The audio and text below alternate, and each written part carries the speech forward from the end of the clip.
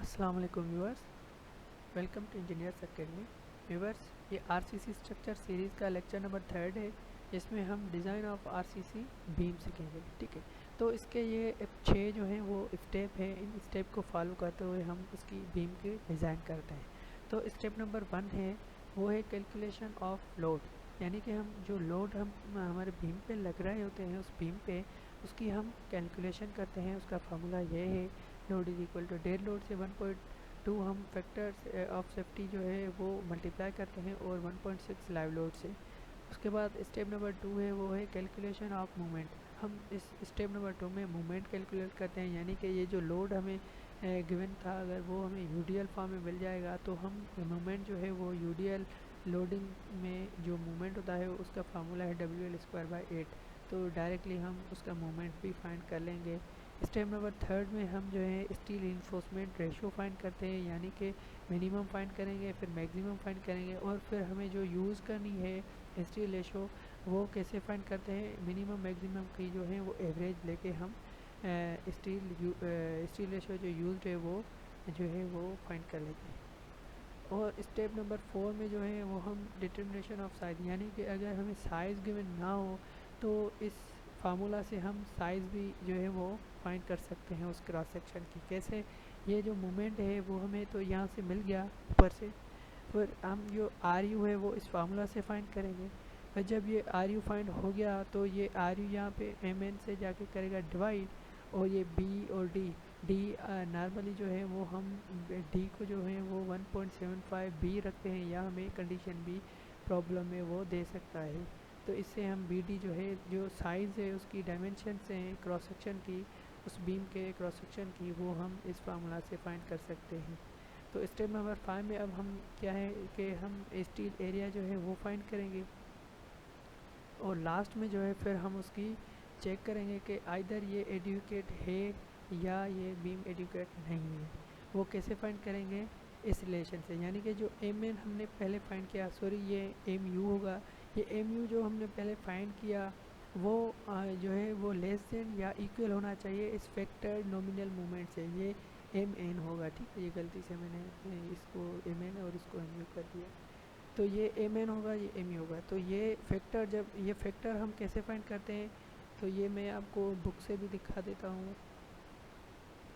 तो ये जो फैक्टर है फाई है वो हम कैसे कैलकुलेट करते हैं, इससे ये जो एप्सिलॉन टी है हम इसका ये फार्मूला है, ये फार्मूला हम यूज़ करके इसकी वैल्यू फाइंड करते हैं। ठीक है, जब ये इसकी वैल्यू अगर 0.005 से अगर ग्रेटर आए या इक्वल आए तो फिर हम जो है वो फाई 0.9 लेंगे। अगर इससे ये कम आए तो फिर फाई का ये फार्मूला हम यूज़ करके उसकी जो वैल्यू निकलेगी वो हम इस फाई की जगह यूज़ करेंगे। ठीक है, तो ये सेम स्टेप जो मैंने आपको बताए वो ये यहाँ पे भी है। ठीक है, ये एम यू में हमने पहले ये फाइंड किया, उसके बाद जो है वो हम इस स्टील रेशो को फाइंड करके ये कंडीशन बनाएंगे, यानी कि इनकी ये एवरेज हम लेंगे।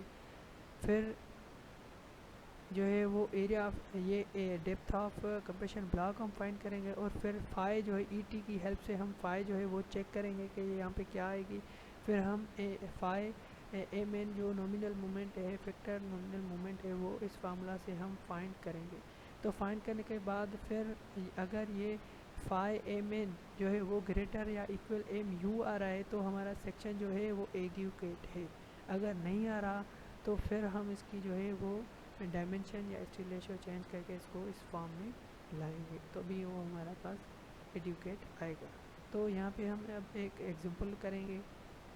तो ये एग्जांपल आ गया कि हमें check the design adequacy of the section, इस सेक्शन की हमें एडिक्वेंसी जो है वो चेक करनी है। तो यहाँ पे जो रेजिस्ट फैक्टर्ड मूवमेंट, यानी कि एक्सटर्नल जो मूवमेंट है इसने जो है दिया हुआ है, यानी कि एम यू इसने दे दिया है 30 के फिट।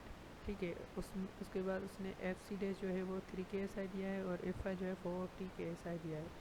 तो ये 3 के S I F C days दे रहा है, यानी कि फाई जो है वो जो बीटा है वो 0.85 हम लेंगे, क्योंकि 4000 से ये कम है। ठीक है, तो सॉल्यूशन की तरफ चलते हैं। अब पहले जो है वो हम स्टील रेशो इसका फाइंड करेंगे। तो स्टील रेशो जो इसका आ रहा है, जो स्टील रेशो इसका आया है वो 0.00333। ठीक है, ये आ रहा है। तो ये बहुत ही कम है, यानी कि जो मिनिमम हमें स्टील रेशो जो कंडीशन गिवन होती है वो होती है 0.005, ये गिवन होती है। ठीक है, इससे हम जो है वो लेस इसकी स्टील रेशो नहीं ले सकते, क्योंकि ये ACI code, according to ACI code हम 0.005 से लेस स्टील रेशो नहीं लेंगे। तो हम इसका स्टील रेशो हम कितना लेंगे फिर 0.005 ही ले सकते हैं, इससे कम नहीं ले सकते। तो ये हम लेंगे। उसके बाद हम इसकी एरिया ऑफ स्टील फाइंड करेंगे, जो कि 0.90 इंच स्क्वायर, ये में हमें स्टील रेशो मिल गई।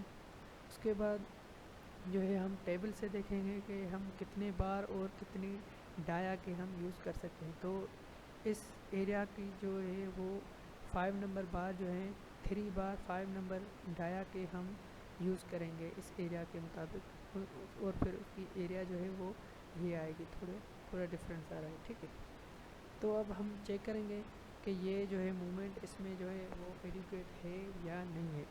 तो एडिक्वेट चेक करने के लिए हम फाई mn फाइंड करेंगे। तो फाई mn जो है वो इक्वल होता है phi as fy whole into d minus a by 2। तो a हमें गिवन नहीं है, तो a फाइंड करेंगे। a इक्वल होता है as fy अपान में 0.85 fc डैश इंटू b। तो as जो है वो एरिया ऑफ स्टील हमने फाइंड कर ली, ये है वो हम पुट करेंगे, बाकी वैल्यू गिवन है तो ये हमें a मिल गया। a मिलने के बाद जो है फाई mn हम फाइंड करेंगे, तो वो हमें मिल गया 47.2 किप फिट। ठीक है, तो ये 47.2 किप फिट जो है वो जो है मूवमेंट है फाई mn वो ग्रेटर है इस गिवन mu से। तो हम कहेंगे कि ये सेक्शन जो है वो एडुकेट है, यानी कि ये सेफ है। ठीक है, तो व्यूअर्स इस लेक्चर में हमने ये एग्जांपल सॉल्व कर लिया। अब ये एक और एग्जांपल है जो डिटेल जो है ये एग्जांपल है, तो हम इसको जो है नेक्स्ट वीडियो में करेंगे, और इसका जो है कंप्लीट करने के बाद ये बीम वाला पोर्शन जो है हमारा बीम की डिज़ाइन जो है वो कंप्लीट हो जाएगी। आई होप आपको ये सारा कुछ क्लियर हो जाएगा। तो ये लास्ट जो प्रॉब्लम है वो नेक्स्ट वीडियो में करते हैं, लेक्चर नंबर 4 में। Thank you.